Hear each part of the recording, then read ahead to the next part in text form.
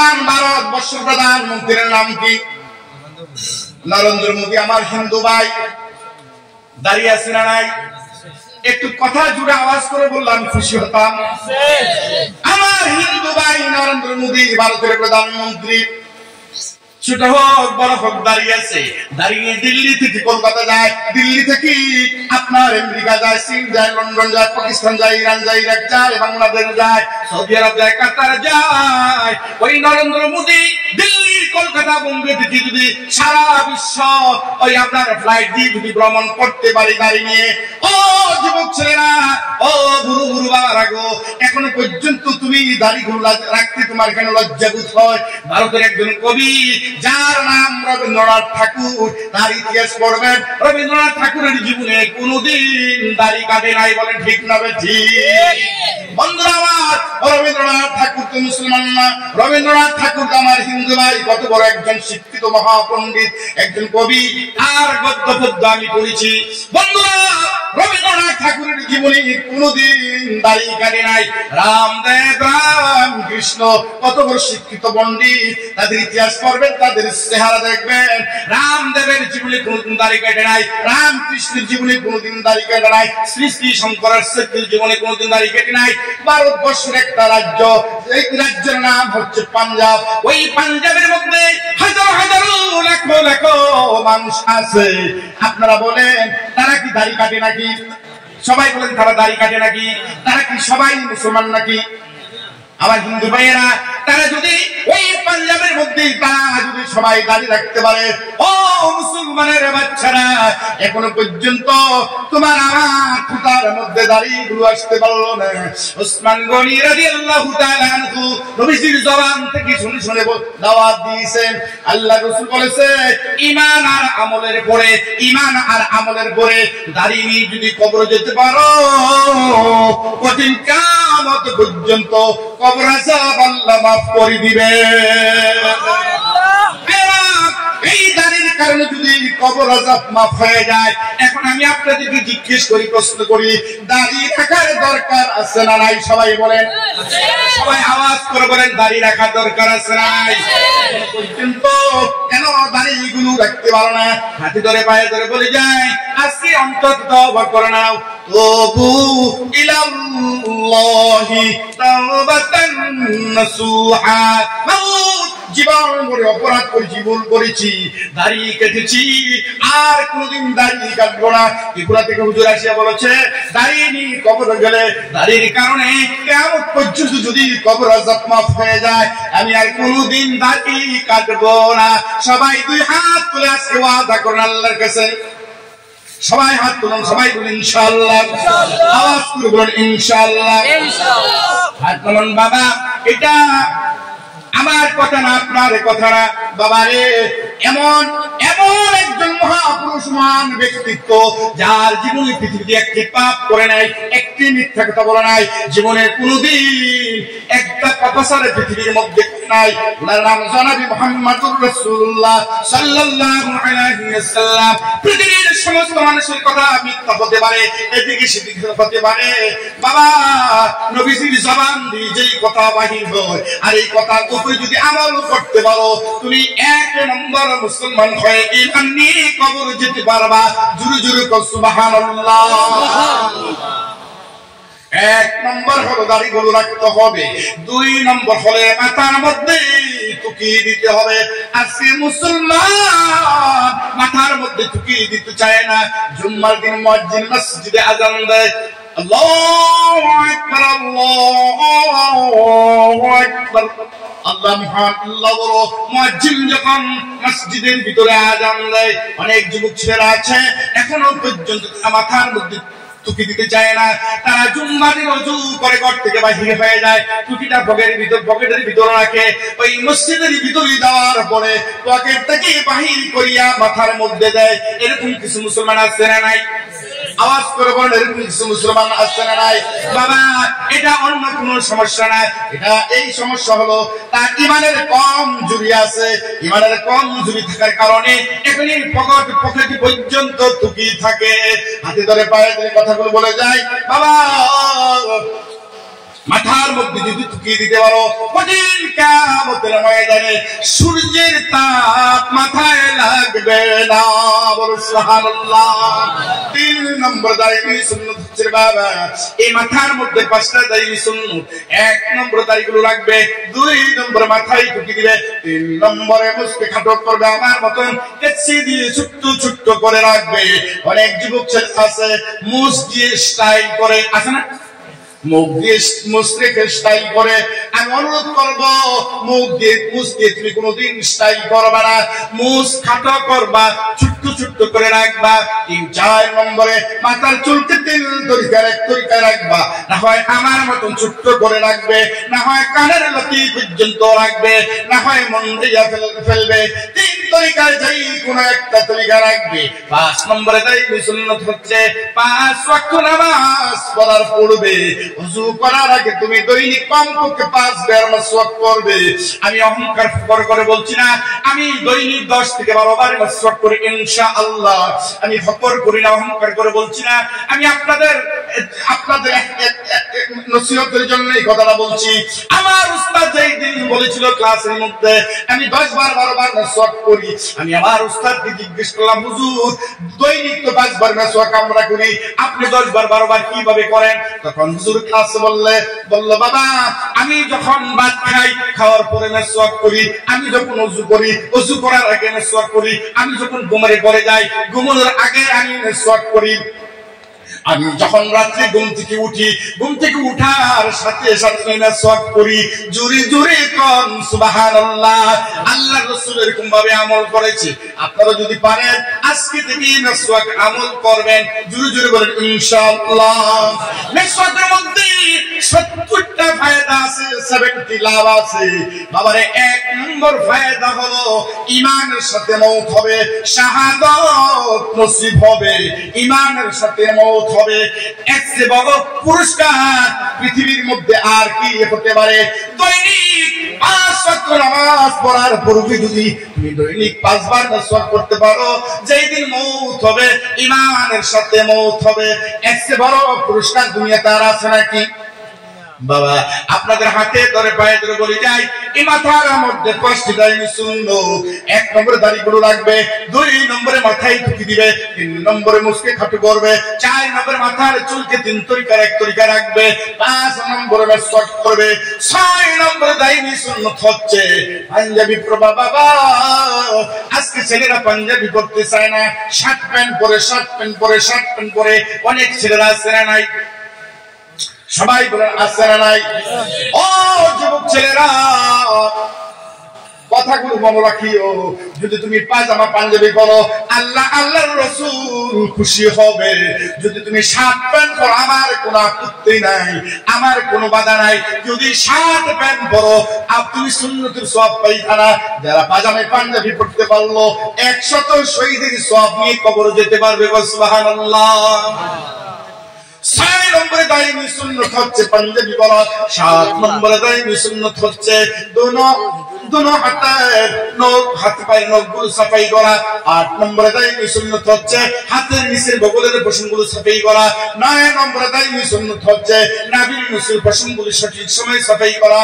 10 নম্বরে দাইমি সুন্নাত হচ্ছে বাচ্চা পায়খানা করার পরে ঠিকঠাক করে ঢিলাগুলো ব্যবহার করা। এই 10টি দাইমি সুন্নাতের উপর যদি আমল করতে পারো, আমি গুনাহগার শফিকুল ইসলাম বলে গেলাম, জান্নাতে যাওয়া সহজ হয়ে যাবে। জুরি জুরি কও সুবহানাল্লাহ। এই 10টি আমল যদি করেন, আপনার দ্বারা কোনোদিন মিথ্যা আসবে না, আপনি কোনোদিন চুরি করবেন না, আপনি কোনোদিন পরের হক নষ্ট করবেন না, মা বাবার সাথে নাফরমানি করবেন না, এলাকার হক নষ্ট করবেন না, আলিম উলামাদের মনে কোনোদিন কষ্ট দিবেন না, মুরব্বিদের মনে কোনোদিন কষ্ট দিবেন না, ছোটদেরকে স্নেহ করবেন, মায়া মমতা করবেন। বাবা এই 10টি দাইমি সুন্নাত যদি আপনার মধ্যে চলে আসে, আপনার ঘরটা একটা জান্নাতের টুকরা হয়ে যাবে। সুবহানাল্লাহ। কষ্ট দিয়েছে বন্ধুরা আমার, লম্বা আলোচনা করবো না, 1.5 ঘন্টা আলোচনা করবো। ধৈর্য ধরে বসেন, 2-1টি কথা নিয়ে যান। আমি প্রথমেই বলেছি আজকে 20টি কথা বলবো। আর লাস্টে একটি ছোট্ট করে একটি মন্ত্র দিয়ে দিব। ওই মন্ত্রটা যদি দৈনিক আপনি পড়তে পারেন, জীবনের গুনাহকে মাফ করে দিবে কে? আল্লাহ। জান্নাত দিব কে? আল্লাহ। ওই ছোট্ট মন্ত্রটা নিয়ে যাবেন তো? কে কে নিয়ে যাবেন? দুই হাত তুলে দেখান। মনে আছে তো আপনাদের?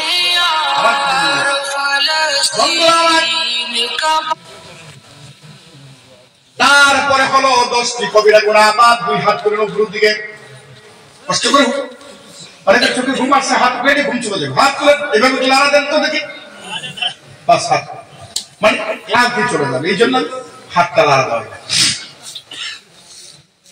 বন্ধুরা আমার, এটা আমার কথা না, কোরআন শরীফের মধ্যে আল্লাহ রাব্বুল আলামিন বলে দিয়েছেন, এমন কিতাব, এমন গ্রন্থ, এমন কোরআন, এইটা বাইবেলের কথা না, জিন্দা বেস্তার কথা না, মহাভারতের কথা না, গীতার কথা না, অঙ্কের কথা না, বিজ্ঞানের কথা না, ভূগোলের কথা না, ইতিহাসের কথা না, এটা হলো কোরআনের কথা। জোরে বলুন সুবহানাল্লাহ। এই পৃথিবীর কিছু কথা এদিক সেদিক হতে পারে, মিথ্যা হতে পারে, আল্লাহর কালামের কথা এদিক সেদিক কখনো হতে পারে না। পৃথিবীর অনেক জ্ঞানী পণ্ডিতরা তারা চেষ্টা চালিয়েছেন কোরআন কিভাবে ভুল ধরা যায়। যত মানুষ কোরআনের ভুল ধরতে এসেছে, এই কোরআনের পাশে ভুল ধরতে আসে ইসলাম কবুল করেছে, কোন সুবহানাল্লাহ। এই কোরআনের মধ্যে এত জাদু, এত মন্ত্র, এত মুজিজা আল্লাহ তাআলা পৃথিবীর মধ্যে দিয়েছেন। ভাইরা আমার, এই পৃথিবীর মধ্যে যত আশ্চর্য জিনিস আছে, আশ্চর্য জিনিস আছে, সবচেয়ে বেশি আছে কোরআনের মধ্যে, কোন সুবহানাল্লাহ। আজকে কোরআনের আমরা পড়তে চাই না, হাতে নিতে চাই না, বুকে নিতে পারি না, চুমু খেতে পারি না, কোরআন তেলাওয়াত করতে পারি না, কোরআনের প্রতি আমাদের আকীদা নাই, ঈমান নেই, বিশ্বাস নেই। এই জন্য কোরআনের মুজিজা আপনার মধ্যে আমার মধ্যে আসতে পারে না। আল্লাহর কসম করে বলে যাই, কোরআনের কথা একটু মিথ্যা নয়। আল্লাহ তাআলা কোরআনে ঘোষণা করে দিলেন, ইন্নাল মুনাফিকিনা ফিদ-দারকিল আসফালি মিনান নার। মুনাফিকের স্থান জাহান্নামের নিম্ন স্তরে। তিনটি গুনাহ করলে মানুষ মুনাফিক হয়ে যায়। সবাই আওয়াজ করে বলেন, কয়টি গুনাহ করলে মানুষ মুনাফিক হয়ে যায়? যে তিনটি গুনাহ করলে মানুষ মুনাফিক হয়, ওই মানুষ আল্লাহর জান্নাতে যেতে পারবেন। কিন্তু ওই মানুষ এই তিনটি গুনাহ বেশি বেশি করে। হিন্দুর মধ্যে মুনাফিক নাই, কাফিরের মধ্যে মুনাফিক নাই, বৌদ্ধের মধ্যে মুনাফিক নাই, ট্রাইবেলের মধ্যে মুনাফিক নাই, পৃথিবীর ইহুদির মধ্যে মুনাফিক নাই, এই পৃথিবীর মধ্যে কোন জাতির মধ্যে মুনাফিক নাই। একমাত্র মুনাফিক পাওয়া যায় মুসলমানের মধ্যে। নাউজুবিল্লাহ। আল্লাহর রাসূলকে সবচেয়ে বেশি কষ্ট যারা, যন্ত্রণা যারা দিয়েছিল, তারাই ছিল মুনাফিকের বাচ্চা। নাউজুবিল্লাহ। তিনটি গুনাহ করলে মানুষ মুনাফিক হয়ে যায়। এক নম্বর হলো মিথ্যা কথা বলা। সবাই বলতে হবে, এক নম্বর কি? আওয়াজ করে বলেন। আহারে, আজকে মানুষ যদি মিথ্যা কথা বলে, পেটের ভাত হজম হয় না ঠিক করে। ঠিক, ঘুম থেকে উঠার পরে মিথ্যা কথা বলে, বাজার গেলে মিথ্যা কথা বলে, মসজিদে গেলে মিথ্যা কথা বলে, মাদ্রাসা গেলে মিথ্যা কথা বলে, কলেজে গেলে মিথ্যা কথা বলে, ইউনিভার্সিটি গেলে মিথ্যা কথা বলে, রাস্তায় গেলে মিথ্যা কথা বলে, যেখানে যায় সেখানে ব্যবহার করে মিথ্যার মিথ্যা, মিথ্যার মিথ্যা। সমস্ত গুনার মায়ের নাম হলো মিথ্যা, সমস্ত গুনার মায়ের নাম হলো মিথ্যা। বন্ধুরা আমার, সারা পৃথিবীর মধ্যে যত মিথ্যা কথা আছে, সমস্ত মিথ্যাকে যদি এক পাল্লার মধ্যে রাখা হয়, আর সমস্ত গুনাহকে যদি এক পাল্লার মধ্যে রাখা হয়, আর মিথ্যাকে যদি এক পাল্লার মধ্যে রাখা হয়, মিথ্যার গুনাহ ওজনটা অনেক ভারী হয়ে যাবে। নাউজুবিল্লাহ। আল্লাহর রাসূলের কাছে একজন সাহাবী গিয়ে ফরিয়াদ করলো, ইয়া রাসূলুল্লাহ, ইয়া হাবিবাল্লাহ, আমি তো অনেক পাপাচার করি, আমি অনেক গুনাহ করি, আমি চুরি করি, জিনা করি, বদমাশি করি, আমি পাগলামি করি, এদিক সেদিক করি, আমি আপনার দরবারে উপস্থিত। এমন একটি আমল আপনি আমাকে ট্রেনিং দিয়ে দেন, এমন একটি আমল আপনি আমাকে দিয়ে দেন, এই আমলটা করলে যেন আমি জান্নাতে যেতে পারি। সুবহানাল্লাহ। অনেক লম্বা ইতিহাস। আল্লাহর রাসূল বললেন, আমার সাহাবী তুমি মিথ্যা কথা বলিও না, মিথ্যা কথা বলিও না, মিথ্যা কথা বলিও না। সুবহানাল্লাহ বলে। বন্ধুরা, যদি আপনি মিথ্যা কথা ছাড়তে পারেন আল্লাহর জান্নাতে যেতে পারবেন। অনেক লম্বা ইতিহাস। যদি মিথ্যা কথা না ছাড়তে পারেন আল্লাহর জাহান্নামে চলে যাবেন। এই জন্য হাতে ধরে পায়ে ধরে কথাগুলো বলে যাই ভাইরা।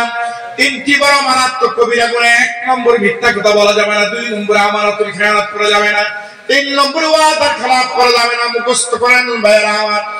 1 নম্বর মিথ্যা কথা বলা যাবে না, 2 নম্বর আমানতের খেয়ানত করা যাবে না, 3 নম্বর ওয়াদার খেলাফ করা যাবে না।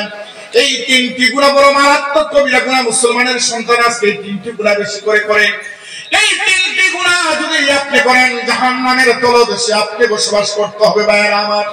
নমরুদ, ফিরআউন, সাদ্দার, শাহ, আবু জাহেল, কারুন, উতবা যেই জাহান্নামে যাবে ওই জাহান্নামের তলদেশের মধ্যে থাকবে মুনাফিকের বাচ্চারা। নাউযুবিল্লাহ।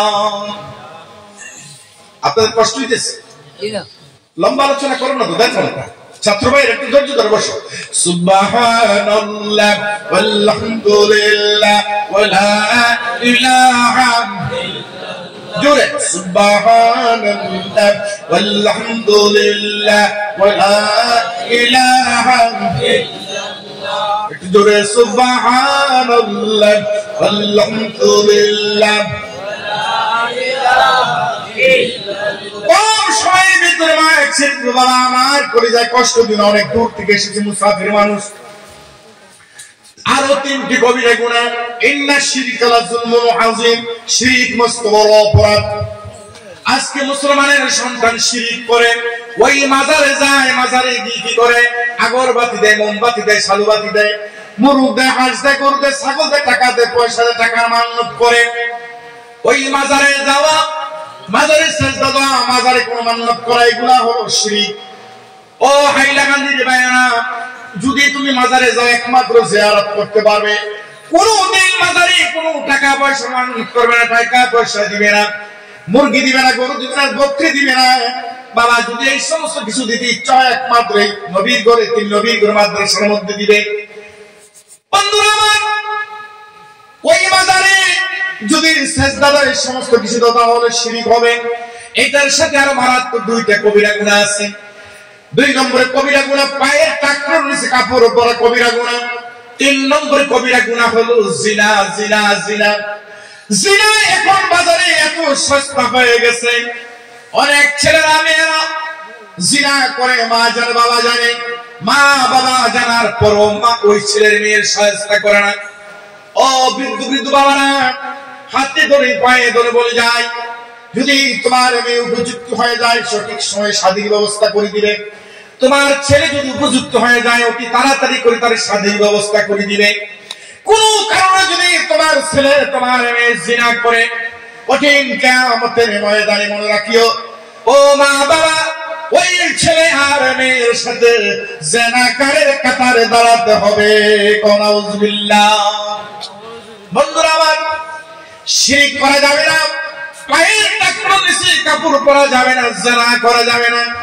এই 3টি গুনাহ বড় মারাত্মক কবিরা গুনাহ রে বাবা।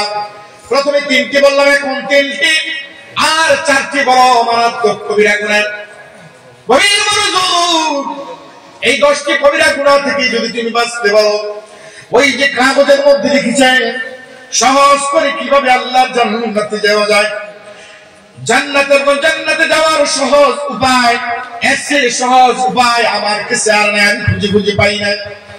এই 10টি দায়িত্ব শুনলো, আর এই 10টি কবিরা গুনাহ থেকে যদি তুমি বাঁচতে পারো, একবারে সরাসরি তুমি আল্লাহর জান্নাতে যেতে পারবে। সুবহানাল্লাহ। আর 4টি কবিরা গুনাহ হলো, 1 নম্বর হলো মদ পান করা, মদের সাথে তাস, মদের সাথে জুয়া, মদের সাথে ট্যাবলেট। খায়নি দেশে অনেক ছেলেরা খায়, কি জানি ট্যাবলেট খায়, ক্যাপসুল খায়, 2-2.5 ঘন্টা 3 ঘন্টা নেশা করে মদ এরকম ভাবে পান করে মনে হয় যেন শরবত পান করে, পানি পান করে। এটা যে মদের বুঝুন সে টের পায় না। ও যুবক ছেলেরা, এই এলাকার কোন যুবক ছেলে যদি মদ পান করো, তাস খেলো, জুয়া খেলো, তীর খেলো, যদি ট্যাবলেট খাও, বাড়ি ঘরে বন্ধন রাখিও না।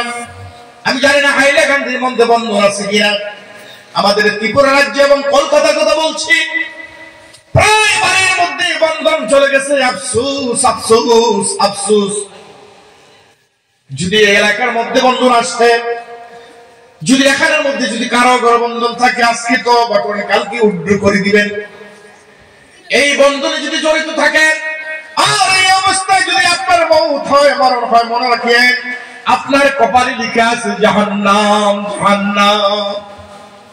হাতে ধরে পায়ে ধরে কথাগুলো বলে যায়, বন্ধন রাখিও না, বন্ধন হারাম, বন্ধন সুদ, বন্ধন সুদ, বন্ধন সুদ। ও যুবক ছেলেরা, 1 নম্বরে কোনো নেশা পান করা যাবে না। 2 নম্বরে পিতা মাতার নাফরমান সন্তান। আজকে অনেক সন্তান পাঁচ মা বলে